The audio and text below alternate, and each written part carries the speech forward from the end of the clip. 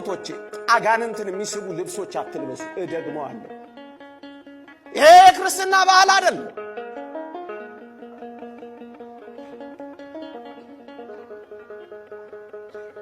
ያማል። አየህ ዓለማውያን ሆነናል የምንለው እኮ ለዚህ ነው። ያንዳንድ ወንዶች ሱሪ እንኳን እንዴት ያሳዝናል። አንዳንድ ታክሲ ውስጥ ገብተን ወርዶ እኮ አንዳንዱም አይታይም፣ ሽፍን አደርጋለሁ እኔ። አንዳንዱ ሆን ብለው እንዲህ የሚወርድ ሱሪ ሆን ብለው እናቴ ኧረ ከፍ አድርገው ይላሉ። ማማ ምን ያርገው? እንዴት ከፍ ያርገው? አንዴ መርጦ ገዝቶት ከፍ ብታረገው እንዴት አባቱ ማይሄድም? እንዲህ ወርቅ አድርገው ሰርተውት እኮ ነው። እያንዳንዱ በጥናት ነው የሚያረጉት። እህቶቼ እናንተ በጣም የተቀደሳችሁ ናችሁ።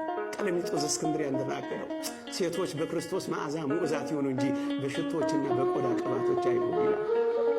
ክርስቶስ መዓዛችሁ፣ ክርስቶስ ውበታችሁ፣ ክርስቶስ መዋቢያችሁ፣ ክርስቶስ ጌጣችሁ፣ ክርስቶስ ሽልማታችሁ፣ ክርስቶስ መታያችሁ፣ ክርስቶስ ሞገሳችሁ እናንተ ሴቶች ሆይ ዓለማውያን እንዳትሆኑ።